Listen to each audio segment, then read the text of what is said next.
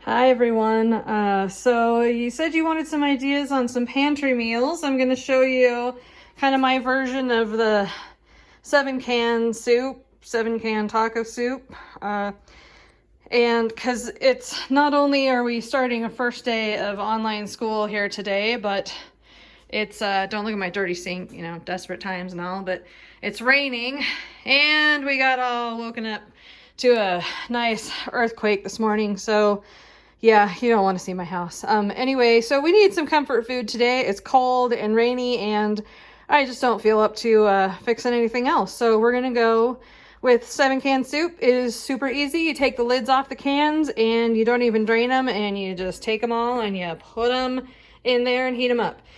And if this is too thick for you, you can toss in a can of beef broth or chicken broth. I'm using 2 cans of chili here because my chili has beans in it instead of, like, I see a lot of people with 1 can of chili with no meat, with no beans, and then an extra can of beans. This is just what I have on hand. So we've got red beans, black beans, corn, diced tomatoes, some Rotel tomatoes, 2 cans of chili. In we go, and then we're going to put some shredded cheese in there towards the end.